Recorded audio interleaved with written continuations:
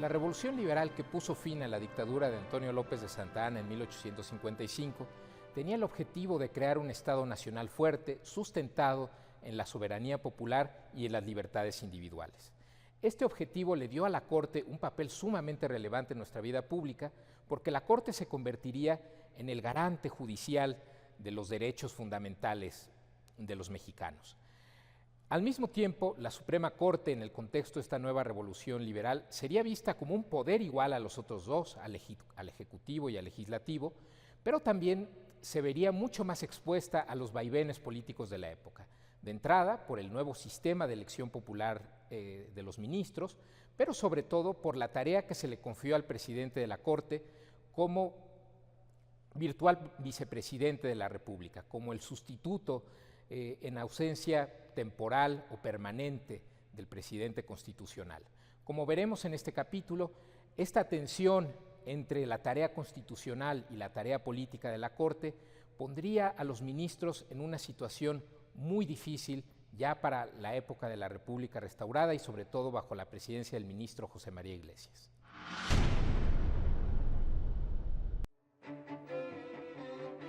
Para 1852, México había tenido 50 gobiernos fallidos en apenas 30 años de vida independiente.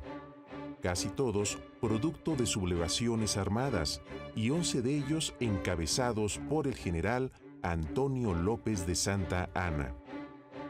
Dividido el país entre liberales y conservadores, un acontecimiento atroz había unido a todos en el dolor y la incertidumbre: la pérdida de más de la mitad del territorio nacional a manos de Estados Unidos.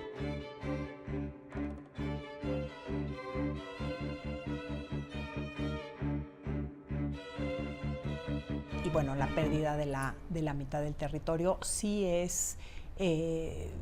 detona una crisis anímica, existencial en la clase política profundísima. Y en ese sentido es una especie de cubetazo de agua fría, de alarma, que va a llevar a una polarización dentro de esta clase política, que van a decir, no, a ver, urge construir un Estado que aguante nuestras constantes ahí rebeliones y un ataque que venga de fuera. Y hay posturas muy distintas que se van a endurecer, ¿no? Hay los que dicen, bueno, lo que hay que hacer es reforzar el Estado, hay que dotarlo de instrumentos para poder actuar, hay que modernizar la legislación, hay que hacer un Estado eficaz, administrativamente eficiente, que pueda, ¿no?, tenga los instrumentos para imponer el orden, también para garantizar los derechos, ¿no? Lo que dicen estos es, a ver, mucho nos pueden decir que somos libres. Si andamos todo el día de revuelta en revuelta, si se afecta la propiedad, pues no somos libres, no gozamos de estos derechos. Bajo el consejo de Lucas Alamán y apoyados en el Plan del Hospicio, los conservadores destituyen al presidente liberal Mariano Arista en 1853 y llaman del exilio, otra vez, al general Antonio López de Santa Anna.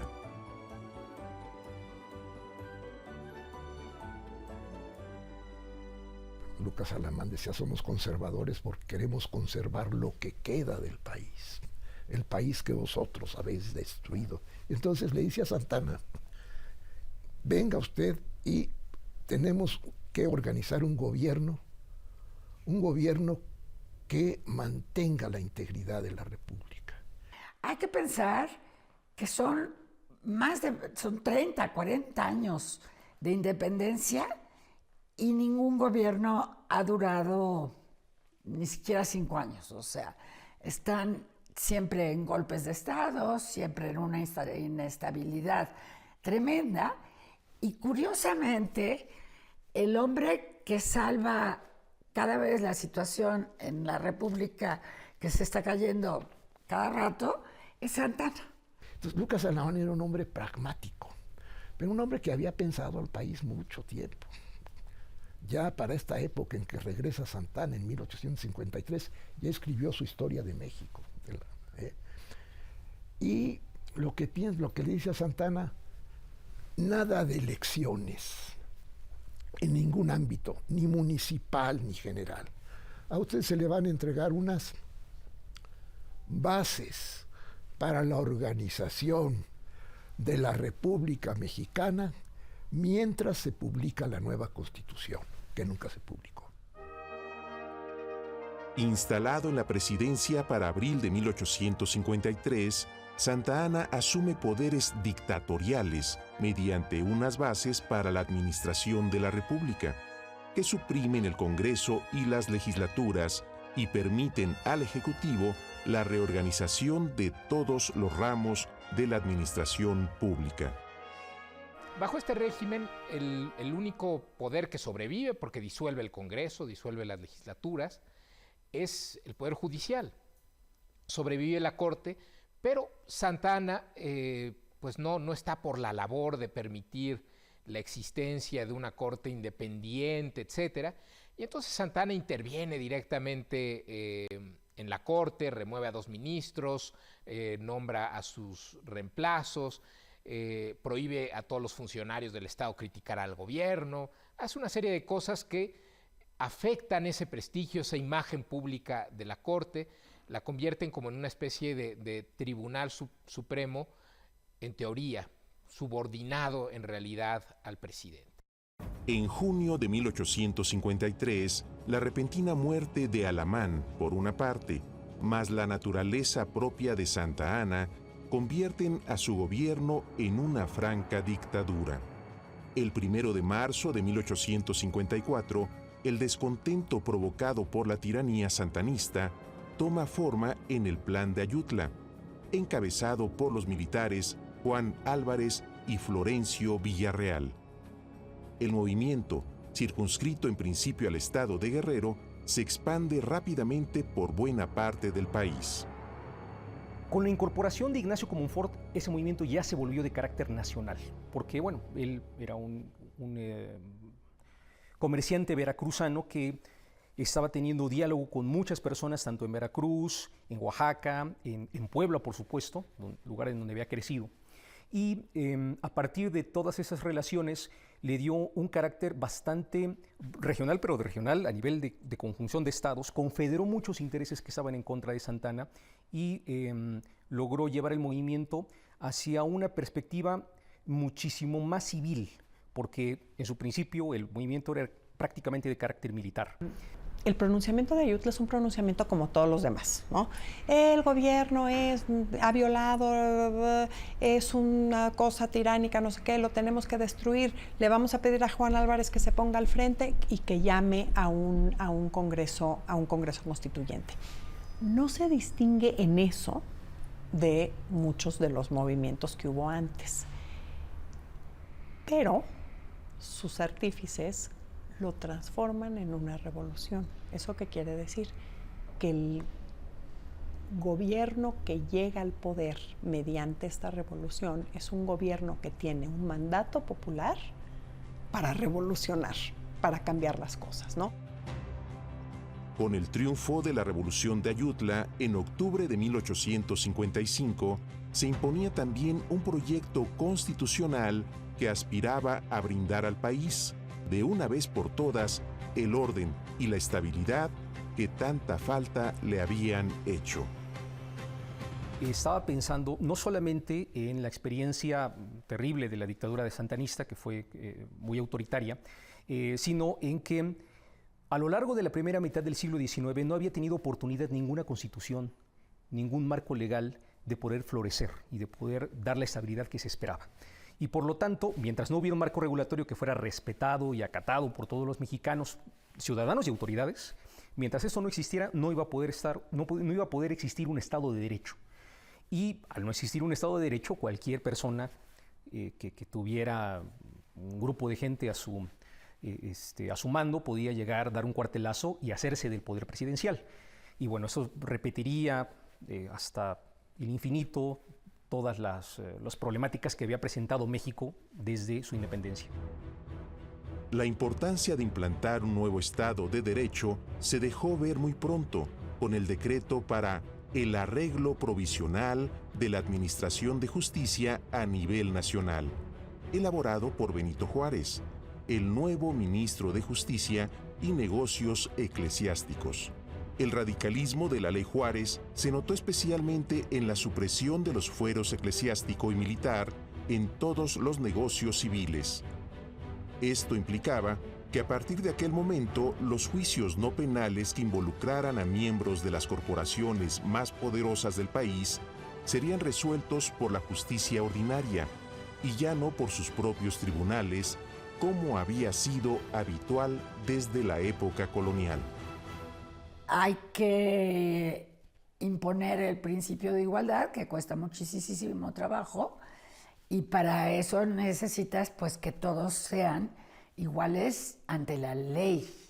No es iguales que al salir vayan vestidos iguales, no. Es que todo el mundo sea juzgado de la misma manera ante la ley. Que la ley sea una y la misma para todos. Entonces, si yo tengo un pleito con un sacerdote o con un oficial, nos vamos a ver en el tribunal civil, que es el nuestro, como quien dice, no en el del Señor, que es lo que hubiera pasado antes de la eliminación de los fueros, ¿no? Entonces, esa es la verdadera igualdad ante la ley. Mientras se elaboraba una nueva constitución, el abogado oaxaqueño dispuso que el gobierno nombraría a todos los magistrados, fiscales, jueces y demás empleados del ramo judicial, incluyendo al presidente de la Corte. Entonces, paradójicamente, la Revolución Liberal hace lo mismo que había hecho Santana, intervenir en la Corte para nombrar a los ministros del máximo tribunal y hacer que actúe en consonancia con esta nueva revolución liberal. La Ley Juárez tuvo de inmediato graves consecuencias políticas y provocó indignación en todas partes. El clero y el ejército acusaron al gobierno de atentar contra sus derechos históricos, y en algunas ciudades surgieron levantamientos al grito de religión y fueros, obligando a la actuación de las autoridades y desestabilizando el orden social. Los ministros de la Corte, por su lado, sostuvieron que una modificación tan seria del sistema judicial requería una discusión amplia y cuidadosa, a lo que Juárez contestó destituyéndolos a todos y nombrando a sus reemplazos. Vigilado estrechamente el Poder Judicial, los años cruciales de 1856 y 1857 tuvieron en el presidente Ignacio Comonfort y en el Congreso a sus principales actores políticos. Por su parte, y a partir del decreto redactado por el ministro de Hacienda, Miguel Lerdo de Tejada, Comonfort promovió la desamortización de bienes corporativos, llamados también bienes de manos muertas. Es la ley Lerdo, que es, digamos, de gran importancia porque ordena la desamortización de la propiedad comunal. Entonces, la propiedad comunal como corporativa, como algo que no debe de existir porque es económicamente ineficaz y lo que hay que tener es propiedad privada.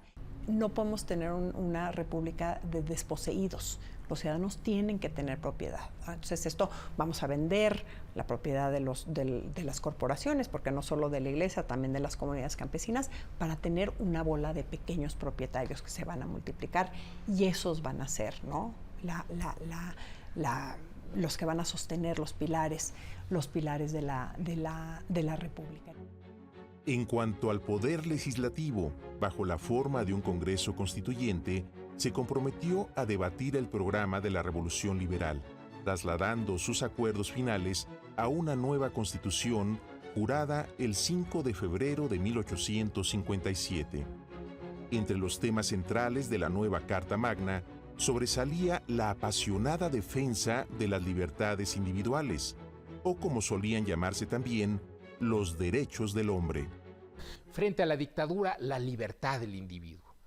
Y es por eso que la Constitución de 57 introduce un catálogo de derechos individuales que va a ser el más amplio de todo el siglo XIX.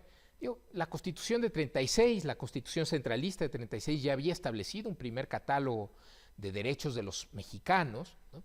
Pero este catálogo es mucho más amplio, mucho más rico en la Constitución de 57, y ahí tenemos pues el catálogo de libertades básicas del liberalismo, ¿no? La libertad de expresión, la libertad de enseñanza, la libertad de asociación, la libertad de trabajo, la igualdad ante la ley, ¿no? Todas las garantías de seguridad jurídica, las garantías en materia penal, etc. Entre los artículos dedicados a la defensa de los derechos individuales, el 14 y el 16 tenían especial importancia, pues ponían límites claros a las autoridades que, en nombre del Estado, podían juzgar a una persona. El primero es el artículo 14, que tiene que ver con las garantías básicas en los procedimientos judiciales, conforme al cual pues nadie podía ser juzgado y sancionado, sino en virtud de una ley dada con anterioridad al hecho, y además que en el juicio se aplicara exactamente la ley al hecho del cual se tratara, ¿no? Es decir, oye, no podemos juzgar a alguien simplemente de manera arbitraria, ¿no? Sino que tiene que haber una ley que contemple el supuesto del que estamos hablando y que además existiera antes del hecho que se está juzgando. Y el otro, un artículo muy importante, el artículo 16. El artículo 16 lo que dice es: el Estado no puede afectar a una persona, su familia, posesiones, papeles, derechos, sino en virtud de mandamiento escrito de autoridad competente que funde y motive la causa legal del procedimiento, el llamado principio de legalidad. Oye, las autoridades para afectar a una persona, para intervenir en cualquier asunto, lo tienen que hacer con fundamento en una ley, motivando, explicando las razones de su actuación, y lo deben hacer mediante un mandamiento escrito. Junto a la protección de los derechos individuales, la Constitución de 1857 sentaba las bases para solucionar otro viejo problema del México independiente, el de la debilidad del Estado Nacional frente a otros poderes e intereses. Donde, a diferencia de lo que había sucedido en 1824, donde la idea era pues asegurar la lealtad de los estados soberanos, hacer ese pacto entre estados, ahora de lo que se trata es de fortalecer un Estado nacional, fortalecer un Estado que esté por encima de todos los poderes regionales y corporativos. Ese va a ser, digamos, el gran objetivo de esta revolución liberal. Es una revolución liberal en la cual podemos escuchar todavía el eco de un Mariano Otero diciéndonos: en México no hay nación porque no hay espíritu nacional. De lo que se trata es de construir la nación. En cuanto a la forma de elegir esas autoridades que pondrían en práctica el nuevo Estado de Derecho, la misma Constitución impuso una solución novedosa. Sería el pueblo, a través de su voto indirecto, quien estaría en el origen de todos los poderes públicos. Que los ciudadanos, los que están en el padrón, pueden votar por un elector primario, y ese elector primario se va a una junta distrital electoral y ahí emite su voto por los 3 cargos distintos de orden federal: por los diputados, por su diputado del distrito, por los distintos miembros de la Suprema Corte de Justicia y por el Poder Ejecutivo. Eso es, digamos, un voto indirecto popular. Puede votar todo hombre que tenga mayor de 21 años, antes si es casado, que tenga un modo honesto de vivir. Sin embargo, tiene derecho a votar, pero no están tan convencidos que tengas derecho a decidir. Entonces, mantienen la elección indirecta. En un solo grado, o sea, el ciudadano elige electores, un elector, los electores eligen diputados, presidente, ¿no? Que esa es otra. El presidente sí va a ser electo por el voto popular indirecto, y también los jueces. Con lo cual es interesante, ¿no? La decisión de que, a pesar de que se concibe al Poder Judicial como un poder apolítico, pues en este esquema constitucional es necesariamente un poder político porque producto de la elección. Por lo que respecta a la relación entre los poderes de la Unión, los constituyentes de 1857 le otorgaron una primacía notable al legislativo, desapareciendo al Senado y creando una diputación permanente. Así pues, las decisiones de los diputados no podían ser vetadas por el presidente y podían, además, convocar en cualquier momento a sesiones extraordinarias en el Congreso. Se quita todo lo que no huela a pueblo. Entonces se quita el Senado, primero que nada. O sea, la Constitución de 57 no tiene Senado y se hace un poder legislativo muy fuerte. En efecto, aunque la Carta Magna del 57 no otorgaba un papel relevante al Poder Judicial, el llamado Juicio de Amparo, promovido antes por Mariano Otero, terminó haciendo de la Suprema Corte una protagonista central del gobierno, a través de la práctica diaria de la administración de justicia. Si bien es cierto que el Congreso se asume como el representante de la soberanía, al Poder Judicial le queda y se consolida una tarea muy importante, que es la de ser el garante de los derechos constitucionales y en general del cumplimiento de la Constitución, como mediante el juicio de amparo. A partir de 1857, el único medio de defensa de la Constitución será el juicio de amparo, el cual protegía, además de los derechos individuales, los derechos específicos de los estados y de la federación, en las relaciones habidas entre ambas esferas de poder.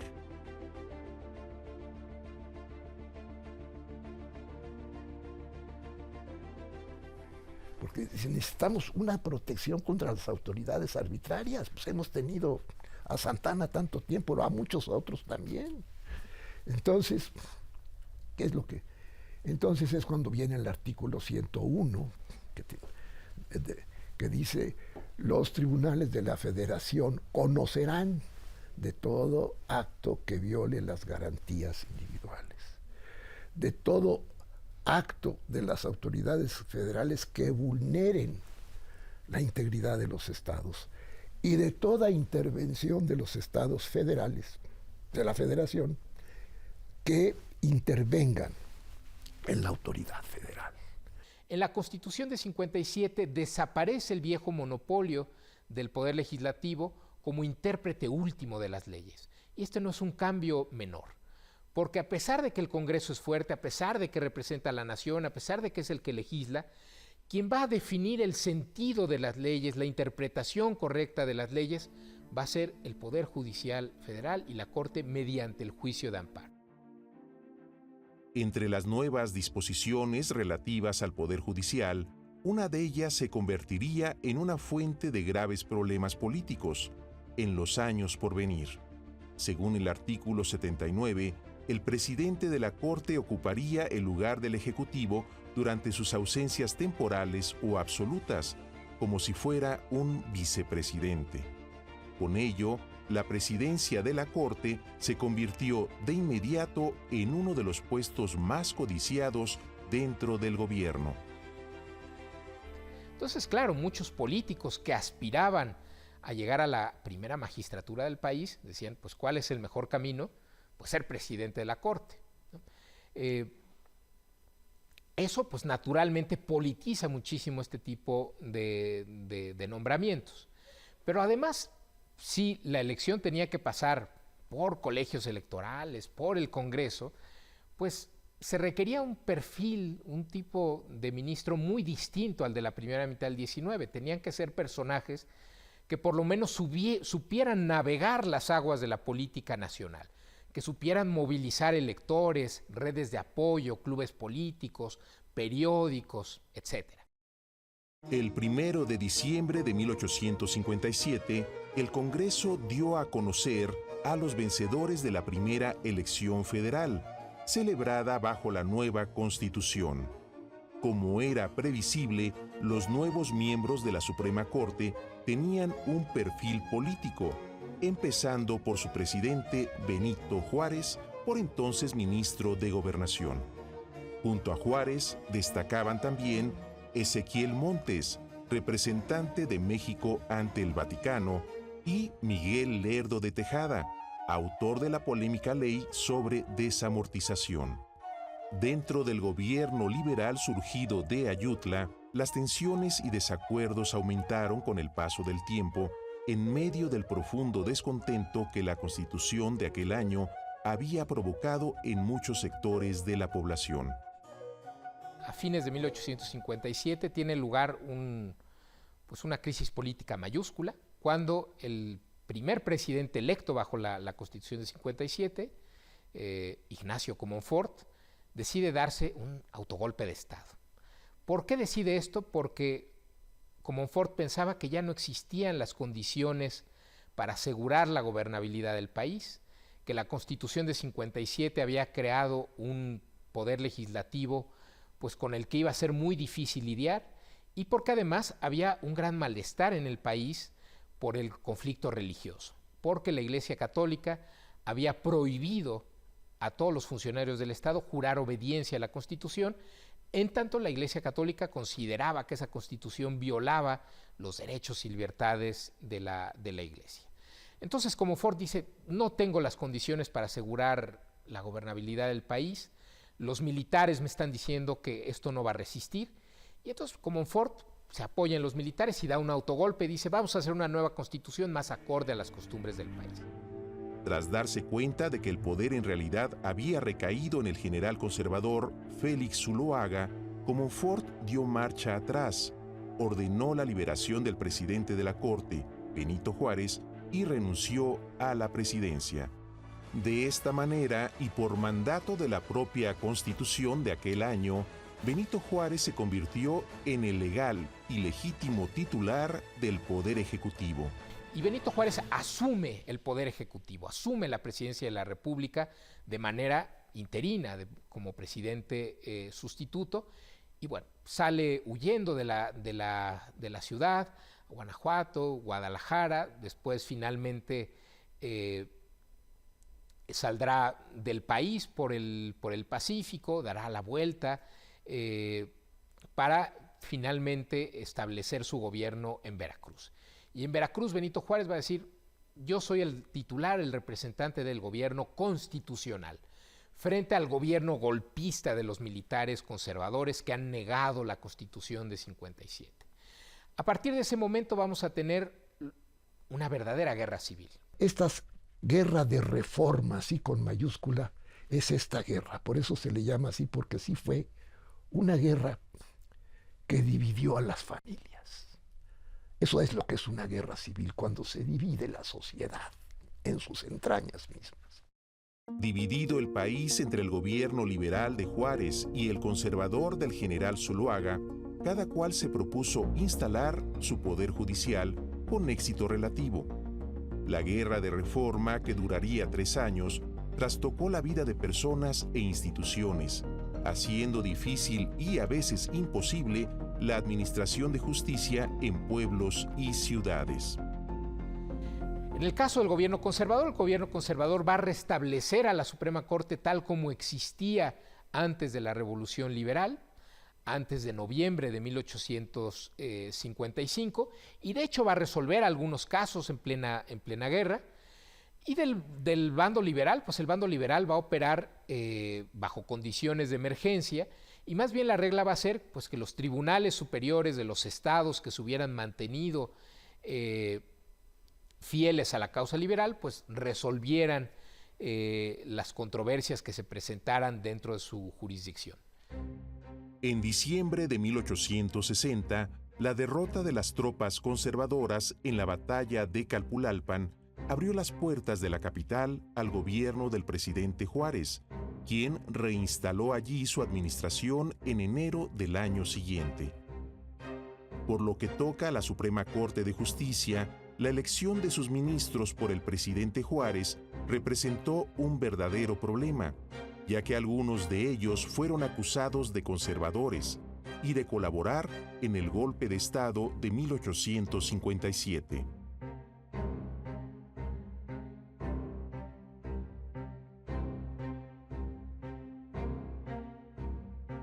A las disputas derivadas de la reinstalación del gobierno en la capital del país, siguieron pronto acontecimientos mucho más graves.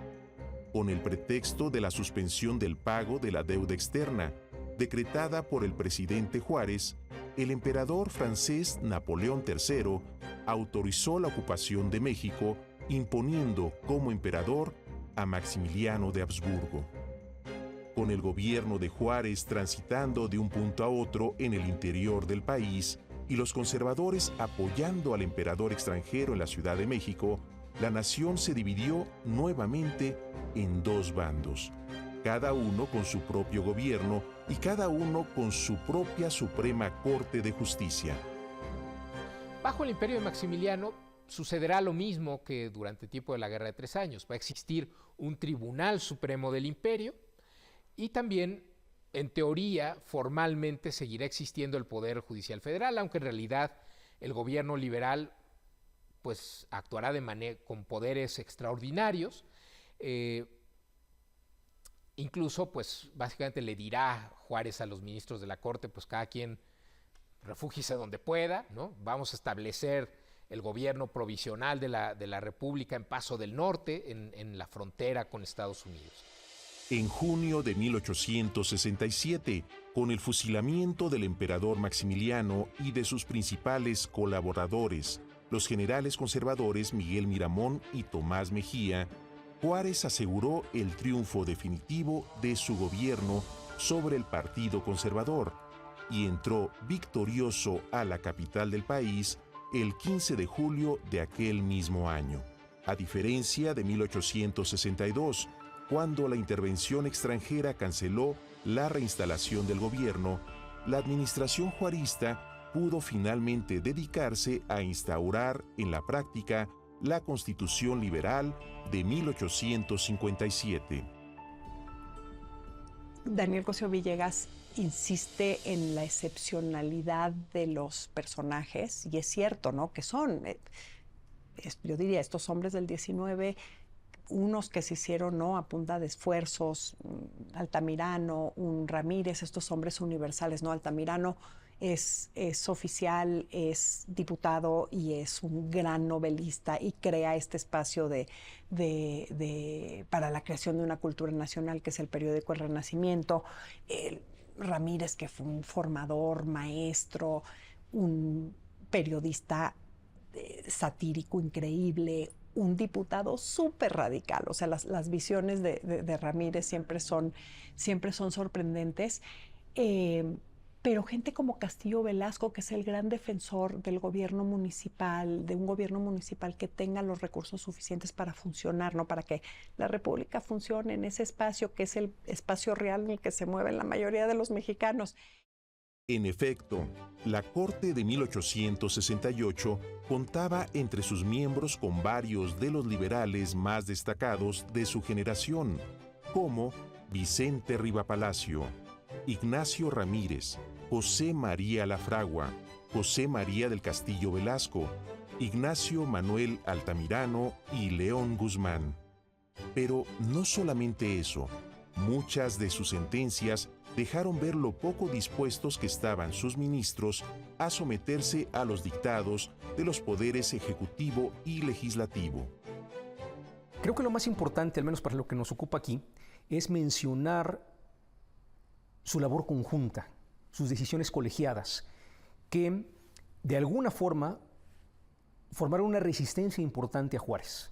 Porque Juárez, bueno, era un personaje muy importante y muy honorable en muchas cosas, pero también una persona que le gustaba concentrar demasiado poder y que buscaba tener el control del Estado. Él estaba convencido que el Estado debía de ser el eje rector de la sociedad, ¿no?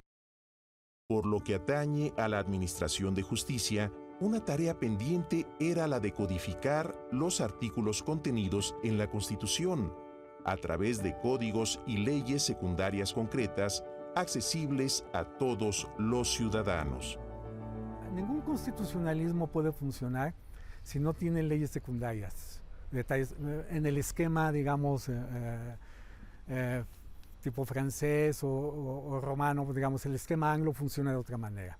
Pero si tú trabajas con esta línea de constitucionalismo, es impensable si tú no haces leyes secundarias. Ahora, la codificación es un tipo de leyes secundarias, ¿no? Entonces, cuando tú tienes una ley de amparo como la del 61, aunque no sea un código en el sentido estricto, pues es una ley secundaria que te está detallando, está haciendo las mismas funciones con un código. Pero se tienen que ir armando las piezas para que lo que se dice en los textos jurídicos pueda convertirse en realidad. Entonces, ¿cómo voy a tener división del poder si mis ciudadanos no tienen dónde ir a pedir que se les respeten sus derechos? Por eso es necesario que crezca el judicial, que se fortalezca la Suprema Corte, que se establezca un procedimiento menos enredado para la defensa de los derechos. Bajo la dirección del Ministerio de Justicia, el proyecto codificador del presidente Juárez deriva en la promulgación de los primeros códigos de nuestro país. Algunos no se logran porque las cosas no se dan en forma automática, tienen que negociarse. Entonces hay veces que no pasan en el propio Congreso. No es porque les falte oficio, sino porque no hay, digamos, el esquema que satisfaga el compromiso, digamos, para hacer acuerdos en esta naturaleza de una serie de leyes que no se pudieron dar. Mientras que a lo largo de la Guerra Civil, el Poder Judicial de la Federación había trabajado por periodos muy cortos, sin hacer pleno uso de sus poderes constitucionales, la restauración de la República le permitió llevar a la práctica su tarea principal, la de hacer efectivo el respeto a las garantías individuales y el equilibrio entre la Federación y los estados. Entonces, el derecho tiene la ficción del consenso, pero eso no necesariamente ocurre. Ahora, imagínate cuando estás instrumentando cambio de motor, por decirlo de alguna manera, en el carro judicial, pues esto se va a volver un caos. Y entonces empiezan dos corrientes importantes en México. Una es la casación, que es los propios tribunales vamos a controlar a nuestros jueces, los tribunales de las entidades federativas, para poder regular el funcionamiento del derecho. Y otra es el amparo. A alguien se le ocurre, oye, el amparo puede funcionar muy bien. Curiosamente, esta regla viene desde la ley de amparo en 1861 y se interpreta como que los jueces pueden conocer sentencias de otros jueces cuando los litigantes no están de acuerdo en la forma en la que se aplicó el derecho. La crisis viene en 1868, porque a pesar de plena intervención, a pesar de todo, lo que los abogados llamamos chicanas, que son maneras de obstaculizar, digamos, el funcionamiento de la justicia, el amparo contra decisiones judiciales ya empezó a ser una chicana muy frecuente. Entonces, el ministro de Justicia Mariscal, en época de Juárez, le dice, tenemos que parar esto. Y hay una discusión en el Congreso y entonces la segunda ley de amparo, el artículo 8, establece el amparo está prohibido contra negocios judiciales. Háganle como quieran. Las sentencias tienen que ser definitivas de los jueces locales o de sus tribunales. Finalmente, dado que todas las sentencias definitivas debían ser publicadas en la prensa, el gobierno creó, en diciembre de 1870, el Seminario Judicial de la Federación. A lo largo de más de 100 años, la honestidad y la independencia de la Corte de la República restaurada han estado asociadas a dos casos concretos que marcaron para siempre a la administración de justicia en nuestro país. El primero de ellos, conocido como el Amparo Vega, ocurre en el año de 1869 en el estado de Sinaloa, cuando el juez de letras de Culiacán, Miguel Vega, es sancionado por el Tribunal Superior de esa entidad tras haber dictado una sentencia demasiado benévola en un juicio criminal a partir del asesinato de una persona por su compañero en una cantina de aquella ciudad. y el juez lo que determina es que después de haber revisado el caso, que el apuñalamiento se dio en defensa propia y por lo tanto la persona que había estado detenida de hace un poco tiempo ya había compurgado su condena con el tiempo que había estado detenido y por lo tanto lo deja en libertad. El problema del castigo impuesto al juez de Culiacán es que también era ilegal, ya que el tribunal excedía sus poderes al prohibirle que ejerciera su profesión de abogado durante el tiempo del castigo. Acorralado por las circunstancias, Vega da un paso sin precedente y solicita el amparo ante el juez de distrito de Mazatlán, pero sin éxito. El juez de distrito en Mazatlán se la niega porque dice, a partir de la ley de 1869, se establece que los amparos pueden ser en cualquier materia menos la judicial, no puede haber amparos judiciales y por lo tanto pues se desestima. Pero por ley, la Corte tenía que entrar en la revisión de cada uno de los casos. Revisado el caso Vega por la Suprema Corte, esta se limitó a revocar el auto de desechamiento del juez mazatleco. Mediante una cerrada votación de 7 votos contra 6, los ministros ordenaron al juez que admitiera la demanda de Vega y la tramitara conforme a derecho. Pero en 1869 la Corte dice, pues nosotros hicimos una violación constitucional y repóngase al señor Miguel Vega. Pero implícitamente, muy parecido al Marbury versus Madison, estadounidense, en 1803, la Corte declara inconstitucional el artículo 8 de la Ley de Amparo. ¿Sí? Entonces, ahí hay un primer problema bien interesante. Esta es la primera declaración de inconstitucionalidad importante. Hoy en día escuchamos de amparo contra la ley todos los días. Este es el primero. Este es el primero donde claramente la Corte está diciendo un acto del Congreso es inconstitucional. Y si ese acto se llama ley, es inconstitucional. Y entonces viene esta discusión del Congreso. Perdón, nosotros somos los que encaramos la soberanía popular, la ley es la expresión de la soberanía popular. Si ustedes consideran un amparo contra eso, pues están considerando un amparo contra el pueblo, ¿no? Ahí está el dilema. Y ese es el dilema del control constitucional en el fondo, ¿no? Bueno, les inician juicio político a los ministros en ese momento. Afortunadamente eso no va a ninguna parte, digamos, se termina enredando políticamente, pero se queda, digamos, muy claro puesto el punto de la inconstitucionalidad de la ley. Citan a los ministros que concedieron el amparo con la idea de iniciarles un juicio de responsabilidad, que estaba en la Constitución, no juicio político, juicio de responsabilidad es el término. Y la Corte ahí en su conjunto dice no, porque nuestra respuesta fue colegiada. Todas las determinaciones que diga la Corte forman parte de la Corte en sí. Y es una respuesta colegiada y por lo tanto no se puede presentar unos ministros sí y otros ministros no. Pero además, el legislativo no tiene atribuciones para estar penalizando a ninguno de los otros poderes por las resoluciones que tome. Más allá del resultado, la Corte ha conseguido un doble triunfo. Por una parte, al declarar la inconstitucionalidad del artículo 8 de la Ley de Amparo, los ministros abren la puerta para que los tribunales federales revisen las resoluciones de los tribunales superiores de los estados, siempre y cuando en éstas se haya cometido una violación de garantías. Y este caso me parece que es muy importante porque muestra cómo la Corte no tiene ganado todo por diseño, sino se lo tiene que ir ganando en el ejercicio de sus resoluciones. En 1869, otro caso daría pie al llamado Amparo Morelos, mostrando la independencia de la Corte en materia electoral, uno de los asuntos más delicados que debía abordar.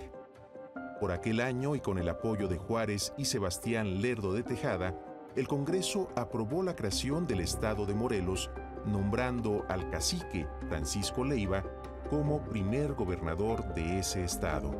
Poco tiempo después, algunos hacendados de la región, enemigos de Leiva y deseosos de anexarse al Distrito Federal, fueron atacados por el gobernador mediante una ley de presupuestos que gravaba sus negocios con un impuesto altísimo. Para defenderse de aquel cobro injusto, los hacendados contrataron al abogado Isidro Montiel, quien optó por impugnar la ley morelense mediante una tesis que la Corte ya había utilizado previamente. Se trataba de la llamada incompetencia de origen, la cual podría aplicarse a una autoridad que, como en el caso de Leiva, hubiera sido elegida de forma fraudulenta. Es decir, la tesis de la incompetencia de origen convierte a la Corte en el árbitro principal de la vida política del país, en el principal árbitro electoral. Y eso era una verdadera bomba. El presidente en ese momento, Sebastián Lerdo de Tejada, protesta contra esa decisión. Dice, oigan, esto es inaceptable, aquí la Corte se está extralimitando, y con el apoyo de la Diputación de Morelos, impulsa en el Congreso una ley por la cual le prohíbe a la Corte utilizar la tesis de incompetencia de origen para anular actos de autoridades de los estados. El presidente de la Suprema Corte, un personaje interesantísimo, muy importante, don José María Iglesias, que había empezado su carrera primero como periodista, que después había sido uno de los principales aliados del presidente Juárez y que había llegado a la presidencia de la Suprema Corte en 1873. José María Iglesias dice, oigan, no, lo que está haciendo el presidente Lerdo, lo que está haciendo el Congreso es gravísimo, está desafiando la autoridad suprema de la Corte como intérprete de la Constitución. Y entonces primero publica una obra, un opúsculo titulado Estudios sobre las facultades constitucionales de la Suprema Corte, donde explica la racionalidad de la decisión detrás del amparo Morelos y donde afirma de manera expresa que la Corte es el principal intérprete de la Constitución y las leyes, que por encima de la soberanía de los estados están los derechos del hombre, como el artículo 16, y está también la potestad de la Corte como intérprete última de la Constitución. Es uno de los textos capitales de la historia constitucional mexicana. En abril de 1874, la Suprema Corte, presidida por José María Iglesias, concedió el amparo a los hacendados morelenses, enfatizando que la defensa de los derechos del hombre estaba por encima del respeto a la autonomía política de los estados.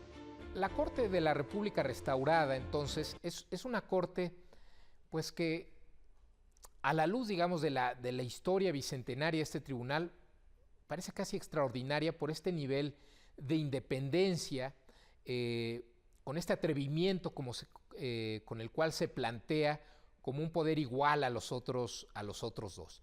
Es una corte a la que le toca resolver controversias muy difíciles en un momento de gran transformación del sistema jurídico, pero también una corte que eventualmente va a ser víctima, ¿no?, de su propio triunfo. Déjenme explicar un poquito esto.